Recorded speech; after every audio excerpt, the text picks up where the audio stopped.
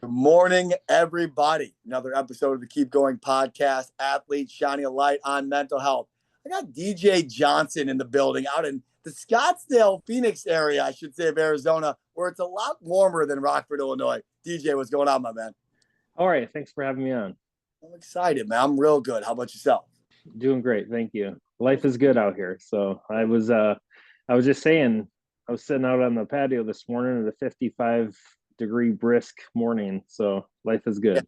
Yeah, brisk -8 out here in Rockford. Unbelievable, man. But hey, you deserve it. A lot of years put in with the Rock Valley Golden Eagles to get to this point. I do want to talk about Rock Valley's community real quick. We've obviously had double-digit members. This is our first Rock Valley coach on the softball or baseball side that's come on. So I'm super excited. But DJ, before we go into anything, why did you feel like this was a good fit for you to come on today? Well, I think just one with Rock Valley and all the players, student athletes that I've had, coaches that I've come in contact with, and then also my police profession, having to deal with mental health throughout the 20 plus years that I was on, and then obviously 10 years on at Rock Valley. So I think it's very important for me to shine some light on the subject. So thanks again for having me. No, I love it. And we're excited to have you and someone with the police background, obviously the coaching background. Mental health was a part of your day-to-day, right? It's everything, like not only yourself, but the people that you come across. Talk about early days, DJ Johnson. Like, talk about, like, when did you know you wanted to be a policeman? When did you know you wanted to coach? Talk about younger days for you. As far as wanting to be a cop, I think it was probably early teens. I know my cousin, who I was really close with, who I still am close with, was going to be a police officer. And then I think just seeing him succeed at what he wanted to do, becoming a canine officer in a busy crime city. I mean, it just like I was gleaming as a early teen to teenager, and seeing him succeed. I always wanted to do it, and bless my mom's heart, she's not here anymore, but I always wanted to do it. And she's like, you will not do that. Not while I'm alive. And it came to fruition to where, in fact, my wife, she was my girlfriend at the time. She pushed me to do it. The job came open, and she's like, do it if you want to. It's time to, to make a change if you're going to. And so she really pushed me to do it. And 20 years later, I'm upper 40s and retired. So I'm very thankful for the opportunity that she pushed me to do. Yeah, in typical DJ fashion, we've been doing this for like 2 minutes now, and you've already shouted out like 3 or 4 people. That's selfless. A lot of gratitude for your support group. Talk about your wife, girlfriend at the time during that time. How did she help you through a lot of those days? So I think it was just pushing me, like I said, pushed me to do it, and then having the encouragement to, one, I was going to be gone for 12 weeks, coming home on the weekends. I had a 3-year-old child that I was basically a single dad to. She had 2 children. Right. Just saying, hey, you know what? Go do what you do. I'll be here. I'll make sure the family works out. And so I think just her encouragement, her I guess the confidence in me to do it, to push me to do it. So I think really she's all to thank, because with police profession and with softball, like I wouldn't be either one of those without her, because she really pushed me to do both. So amazing. And everybody needs to push every once in a while, like that tough love, but also, hey, I got your back. Like that's a big part of the whole mental scheme of things. Talk about coaching, man. So obviously you did some time with Illinois Gold and obviously Rock Valley, which we're going to get into. I've never seen, and we've had 100+ episodes, I've never seen a community jump behind a man like they did this week for you, DJ. I'll be very honest. And we've had Super Bowl champions. We've had Olympians. I've never seen it. So talk about how you got into coaching and why you want to do that so bad. Well, I think ultimately both my daughters were born to play softball. They both did play softball, but it was on the early ages. We were part of a program that, kind of had some ups and downs, and the coach didn't want to do it anymore. And I'll never forget, I was with a team right before we opened up Illinois Gold. We created Illinois Gold, but right before that, I'll remember the coach just stepping down, and every parent on the team, every player on the team contacted me or my wife and said, you need to coach. And I was not behind it whatsoever. I didn't want to coach. I didn't want to do it. And few weeks later, my wife said, "You're going to go tell your boss that you're going to coach, or I will go tell your boss that you're going to coach because these girls need you." So again, it's my wife driven me, but walked into my former boss's office and said, "Hey, this is the opportunity I have." And I was kind of hoping that there would be some like pushback. And he said, "I got 2 student athletes of my own that are in high school. You go coach these kids." Amazing. And I kind of stepped back like, oh man, like what did I get myself into? And as you know, being a coach, hours and hours and hours and hours later, not being home all the time, it was successful. And then, like I said, it was probably the next softball season. Brian Furnett and we created Illinois Gold, and it just went from there. And as the kids got older, we went with them, and it was great. It was a great start for sure. Yeah, I guess my next question would be, what did you learn during that time in travel softball on the mental health side? So I guess now looking back on it, like I don't know if I thought about it in the time, but now looking back on it, it was like, man, the grind, right? We always talk about the grind. The grind is real, but as an adult, it's real. Can you imagine, being 10, 11, and nowadays it's 6, 7, 8, So I really told myself that, one, there's a head coach for a reason. I'm not him. I will be player driven, so as long as the kids are driven, and you can probably ask any of my former players at the 10, 11, 12-year-old ages, that I was more of the, hey, you'll be all right. We'll get this done. If you strike out, who cares? Rather than you struck out. We're all about results. We're all about stats. I was never brought into it for that reason, I think, so I think I've always been mine first, being a part of the mental game first. Yeah. And I love that. And let me like backtrack a little bit.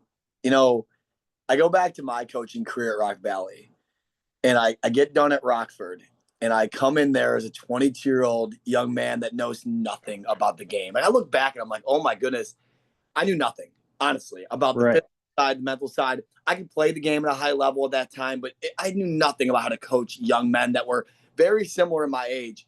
Yeah, absolutely. I sit down that first day in that office, I'll never forget, and you're my office mate at Rock Valley. Who is Gossett, who obviously has been on the pod.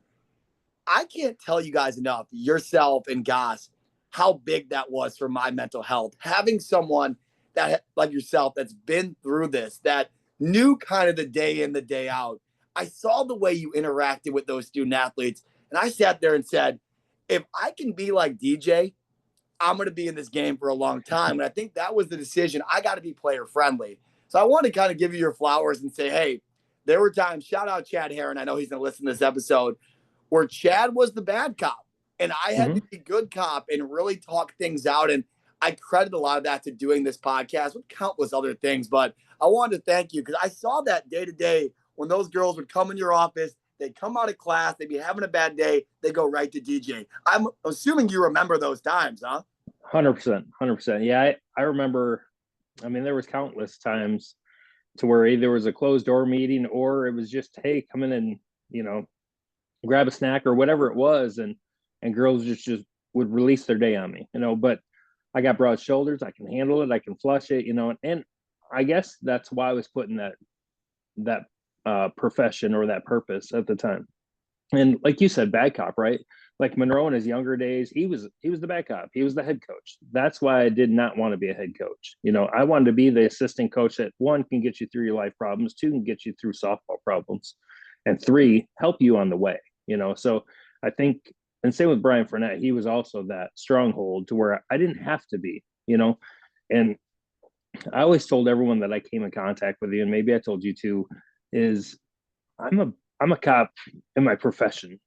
I don't need to be that all the time, So Rock Valley and Illinois Gold really, really, really balanced my life out to where I didn't have to be. Now, if I had to be sometimes, so be it. And then I think it was just a greater eye opener if I ever had to be that bad cop while at softball. But I think it was good. I agree. And I think it goes back to, and this is something that I have to address, because when Rock Valley has the kind of success in softball that you guys have, right? Countless national championships, countless All-Americans, countless impact in the community. It wasn't just softball at Rock Valley. It was a community. Yeah. I have to touch on the expectations that were set, because a lot of people in mental health now, it's like, I don't want to do this, so it's my mental health.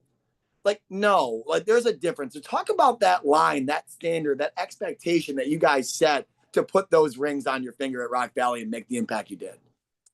Yeah, and I think you touched it, but Monroe says it best. Like, we are player friendly. We are coach friendly outside of the competition level. Like, when you step on the court, when you step in the field, when you step in the alley, like, it's go time.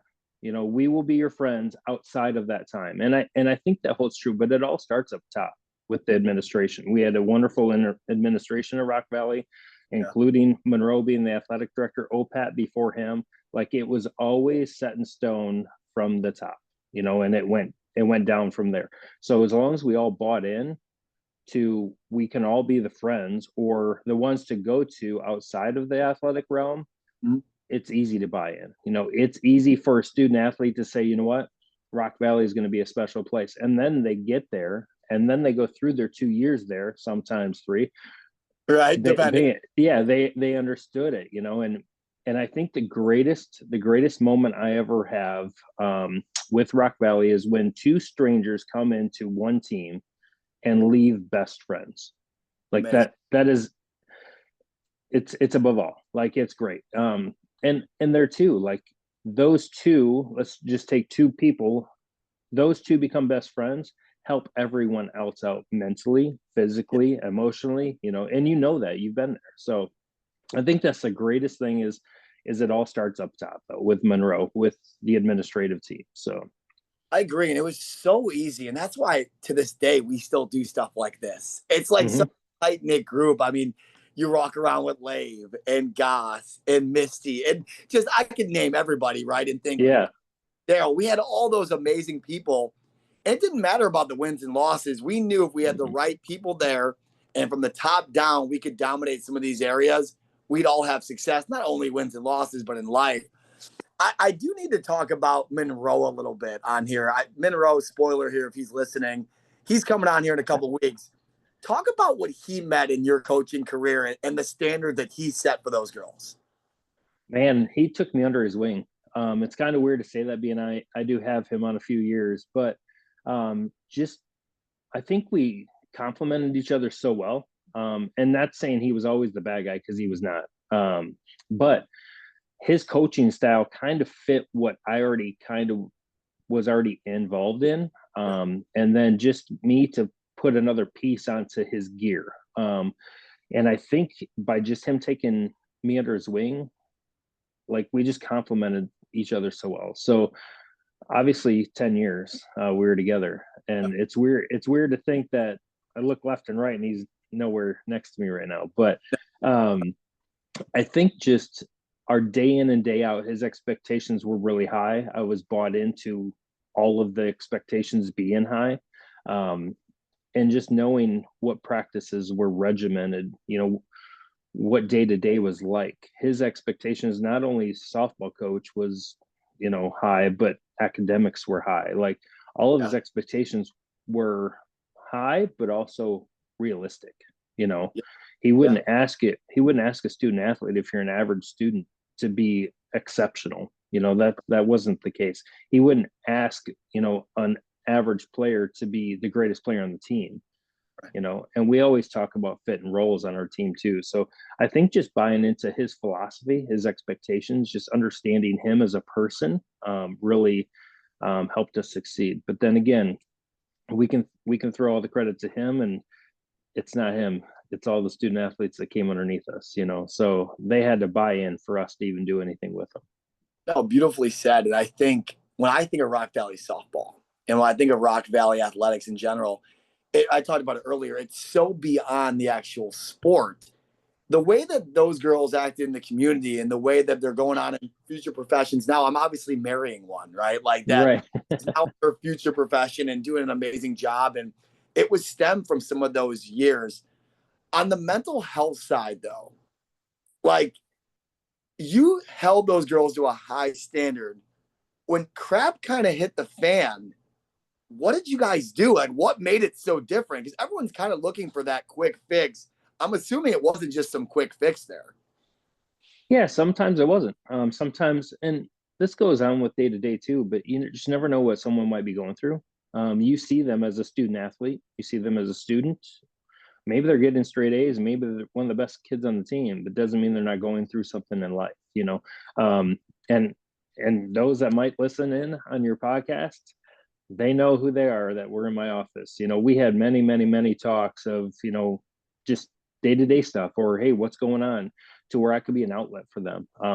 Me specifically, I'm sure there was others, but I think it's real to understand what people might be going through. You know, look at them outside of, because we say we can be player coaches and we can be friends outside the lines, but then you got to open your mind to them outside the lines. You know, what are they going home to? You know, are they going home to the average life that we live, or are they going home to, you know, abuse or neglect, or, you know, discipline issues, stuff like that at home? Or maybe it's not even home. Maybe it's their work that they're having to work so hard, you know, just to get an education, you know, to pay the bills, whatever it might be. So you just got to kind of open your mind. And honestly, early on in my career with Rock Valley, I thought about that, but it was also preset that I had already been an officer for 10 years, seeing some of the stuff that I saw. So I think I opened my mind to that right away. And truly it was beneficial to a lot of student athletes. I still am in contact with almost every girl that I've ever coached. At least I try. Which is incredible. Yeah, and that's just something I told myself from maybe day one, maybe week one, that I was going to do, because it's important. Because outside of athletics, you have life, and you know we're living it now, right? But I think that's the most important, is just to have an open mind to people might be going through something. Just the other day at my current job, had no idea. I can't say who it is, but no idea that this person was going through something. Smile every day, talk every day. I'm not good friends by any means, but closed my door the other day and he let loose. You know, it was just like, oh, wow. You know, but it's great. You know, I'm 100% happy to be an outlet. Like Yeah, you were if I equipped. can You were bear that, equipped for that. yeah, Yeah, you were yeah. equipped for that. Yep. And I think the big man upstairs, you know, had pointed me in this direction for whatever reason it might be. And if that's the reason, then so be it, you know. But back onto the Rock Valley student athletes, is like, anyone knew that I could even be hard on them on the field. They knew that. Did I have to be all the time? No. But they also knew that if I had a door and it was open, they can come in, sit down, and just let loose, you know. And I think just understanding student athletes outside of the field really has propelled my mindset, as far as, you know, people might be going through something, or maybe they weren't. Maybe they just want to sit down and, you know what, I just screwed up on that test. You know, whatever it might have been, I'm just glad I was there. That open door policy, DJ, was life changing. Mm-hmm. It was. Absolutely. I know you impacted hundreds and thousands of athletes and coaches like myself, and you probably didn't even know it, man. You probably didn't even know that I learned so much from you before today, and I'm glad that we got to talk about it. I have to talk about this. So we had Jessica Turner on a couple months ago, and I talk about, with great tragedy, there's great triumph. And Mm-hmm. everything that went on, obviously, with the number 7, everything that went on at Rock Valley. Talk about that a little bit for our listeners and what you guys learned during that time. Well, I think we learned to really, from an unfortunate incident, and I was really close with Summer as well, probably closer than some people even realized. Now that you brought it up, the night before we were talking about her becoming a police officer, and the next morning, you know, I got the news. So, but I think ultimately is just there again, open your mind. What's going on with people? You know, digging deep. You know, a lot of stuff, especially 16, 17, 18, 19-year-old females, males to that accord to. But I think just with student athletes at Rock Valley was like, we have to take care of each other first and foremost. And I think Monroe and I, on our conversation on the phone after, you know, having to kind of deal with what was going on, we told each other that we need to really assure that we're going to take care of these student athletes, you know. And that was a very difficult time for not only myself, but for anyone that was impacted by something so tragic. And I've seen it throughout, you know, sports, is like we push these girls, me personally push these girls to the brink, but sometimes we don't look at the other end of it, and I mean, I do take some blame in it just because I was a coach at the time, and did I have any effect? I don't know, but I told myself after that happened, like we really have to look into people, first and foremost, and honestly, I took it to my profession too. And I know I refer to that a lot, but that's kind of where I got my backbone per se. And I took it to my profession too. And like, I really have to start looking into people, instead of just, if they say they're okay, they're okay. No, if they're okay, they might not be okay, and it's okay. And there's a saying out there, it's okay not to be okay, which, from that point forward, I know for a fact that I have done a better job at that.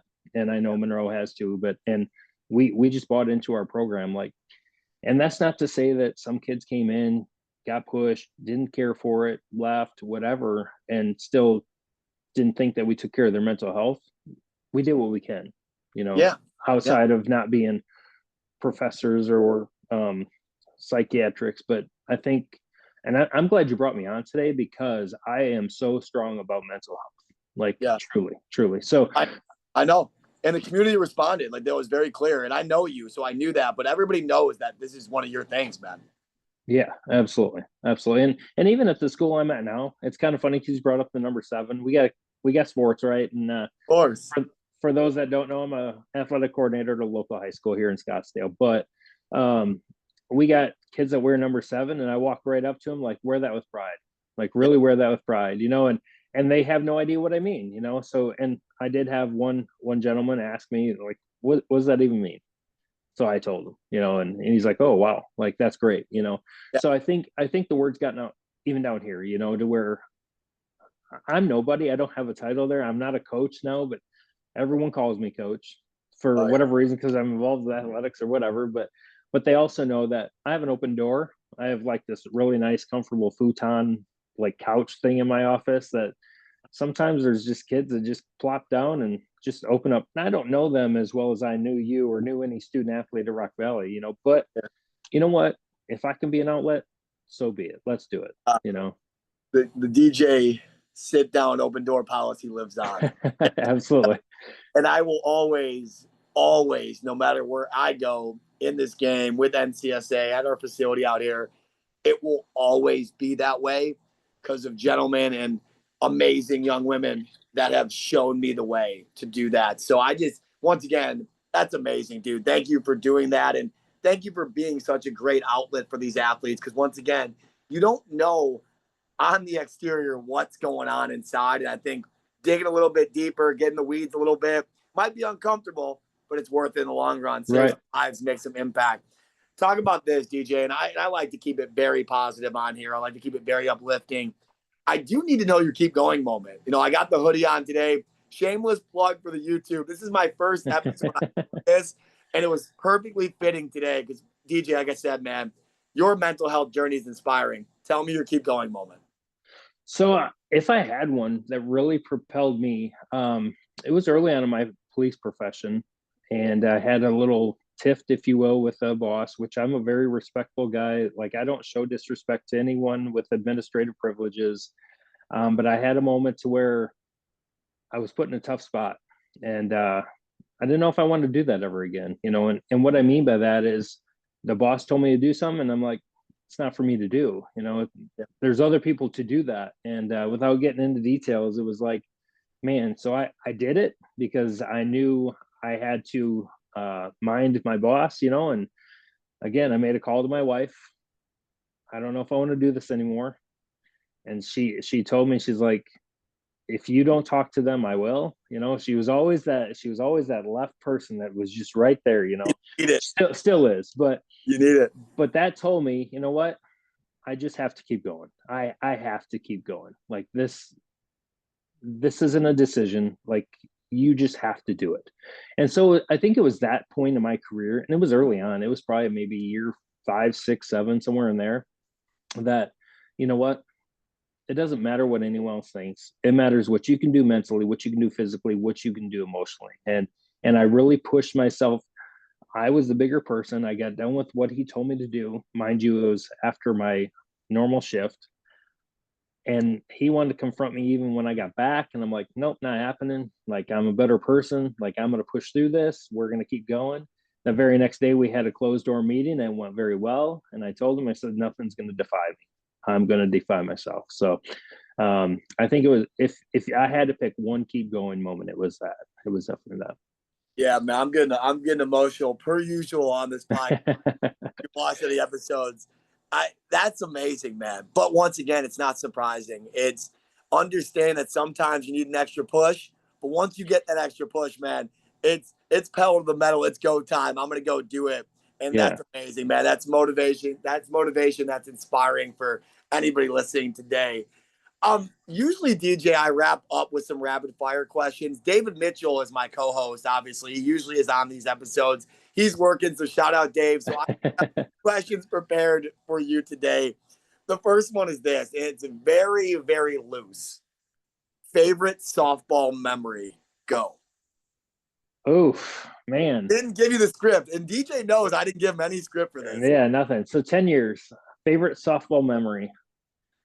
I would have to say winning the first national championship that I had. Yeah. And I say it for this. It's not because of the accolades. It's not because the awards that you get. It's because my first season, and you know how it works at Rock Valley, but I'll kind of just, if I can go into detail here. Oh, of course. So in the fall, we have like a fall season, right? Like, okay, it's softball. In the winter, we have our winter workouts. It's like, okay, whatever. Well, when you see the winter workouts come to spring softball and you see all the girls had worked hard to get to spring softball, it's like, oh, wow. So fall and winter tied into spring, and I'm sounding really elementary, but it's my first year. So I'm kind of taking it piece by piece. But then winning the first national championship, which was our second, but my first, it was like, wow, everything that we just did throughout the full season just came into one fruition, right?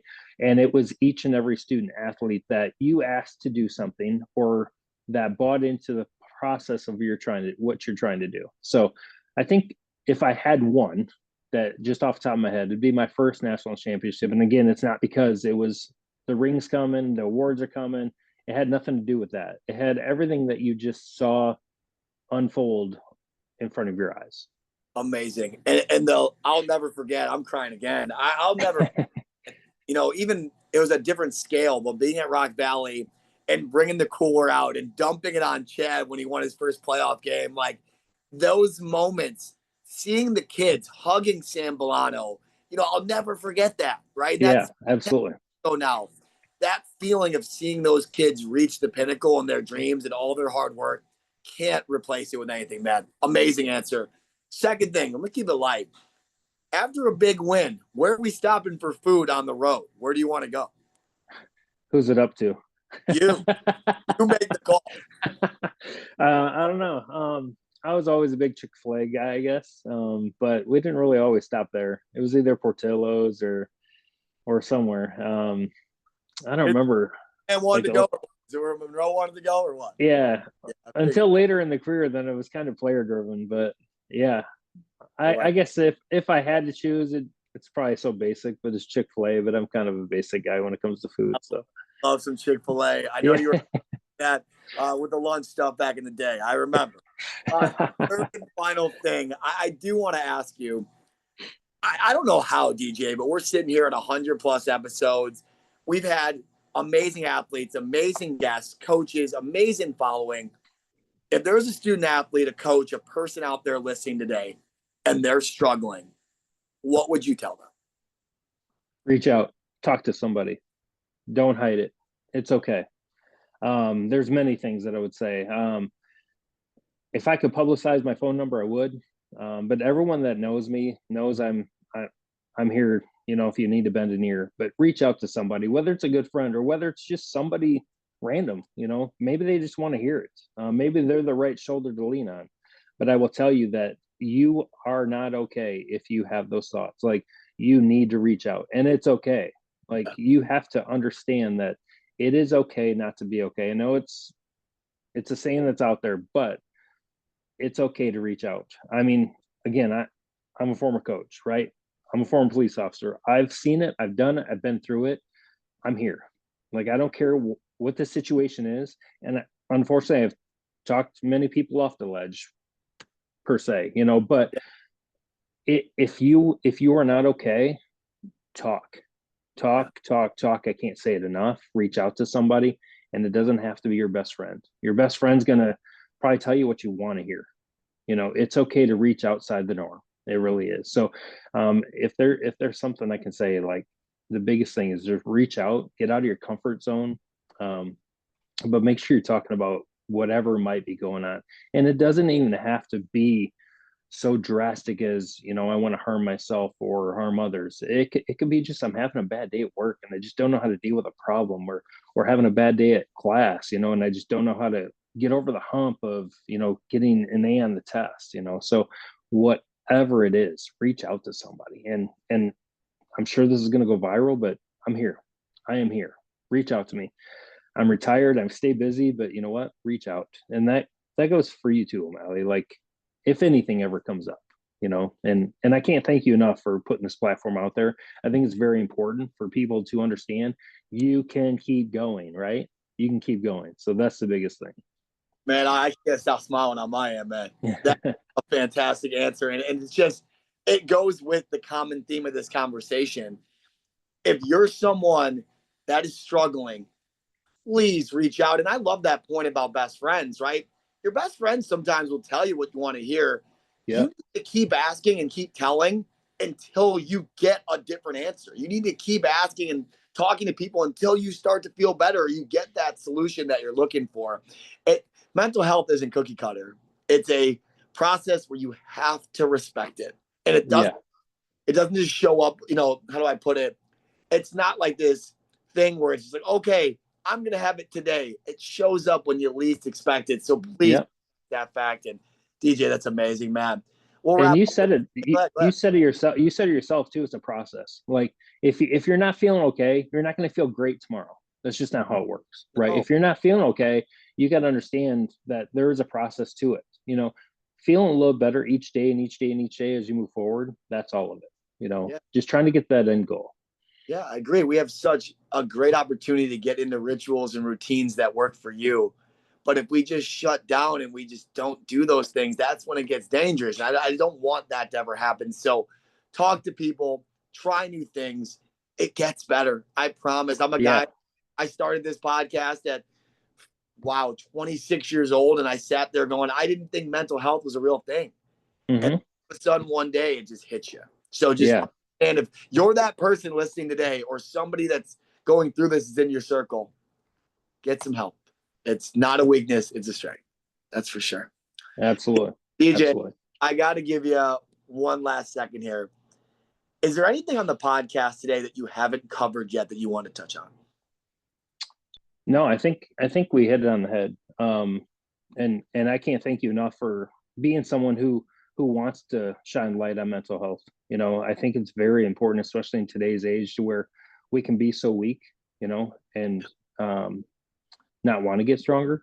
But I think you shine light enough, and I've listened to probably 99% of your episodes. I might have missed one or two, but thank you for doing that. Yeah, but I think with each one, kind of builds my mental strength. You know what I mean? Like, I think I'm pretty strong, but it's even, maybe I do have a weakness too, to where, okay, now that makes it a little better. So I can't thank you enough, for having an outlet for people, one, to listen to, and two, and for those listening, like, I have social platforms. Reach out. I'm here, and I'm not saying that just to say it. I'll be here for you, and especially in the time of need, or at least you get to, if you're feeling the lowest of low, I'll get you feeling a little bit better, and whatever it is you might be dealing with. So, and I can tell you this, O'Malley, that all my student athletes that I've had, that I have coached, know that, so I am here, and it goes for anyone with Rock Valley too. But DJ, thank you, man. Thank you for being such a role model in my life, a coach, a molder of young women across the country, man. Just amazing. A father, a godfather, a grandpa now, if I'm understanding correctly. Yeah, times two. Amazing, man. I'm so proud of you, who you are. Thank you. Just, I've never seen a community in the mental health world respond the way they did this week. So shout out everybody on our socials. You know where to find DJ. This guy, man, thanks for making my day, DJ. I appreciate you, brother. Keep going. Thank you. Thank you for having me on. Always. Keep going. I appreciate you. Yes.